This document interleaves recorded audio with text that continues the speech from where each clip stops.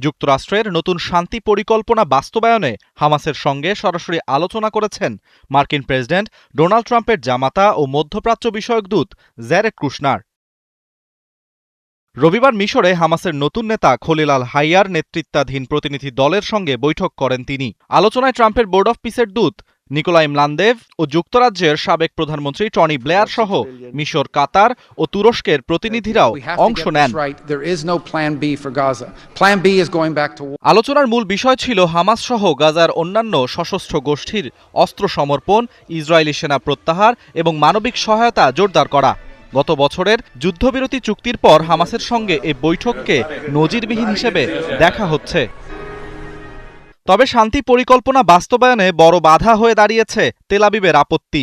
ট্রাম্পের ১৫ দফা পরিকল্পনায় ইসরায়েলি সেনা প্রত্যাহার ও নতুন বেসামরিক ফিলিস্তিনি প্রশাসনের অধীনে গাজা পুনর্গঠনের প্রস্তাব থাকলেও ইসরায়েল তা প্রত্যাখ্যান করেছে। ইসরায়েলের প্রধানমন্ত্রী বেনিয়ামিন নেতানিয়াহু স্পষ্ট করেছেন, হামাস পুরোপুরি নিরস্ত্র না হওয়া পর্যন্ত ইসরায়েলি সেনা প্রত্যাহারের সুযোগ নেই। এদিকে মিশর, সংযুক্ত আরব আমিরাত, কাতার, সৌদি আরব, জর্ডান, তুরস্ক, পাকিস্তান ও ইন্দোনেশিয়া এক যৌথ বিবৃতিতে ইসরায়েলের অবস্থানের কড়া সমালোচনা করেছেন। তাদের মত, এ সিদ্ধান্ত ট্রাম্পের শান্তি প্রচেষ্টাকে হুমকির মুখে ফেলছে। কুশনার মিশরে দেশটির প্রেসিডেন্ট আবদেল ফাত্তাহ আল সিসির সঙ্গেও বৈঠক করেছেন। গত বছরের ১০ অক্টোবর কার্যকর হওয়া যুদ্ধবিরতি এখনও বহাল থাকলেও গাজা ইসরায়েলি হামলার ঘটনা অব্যাহত রয়েছে। ইসরায়েলের দাবি, হামাস যুদ্ধবিরতি লঙ্ঘন করছে।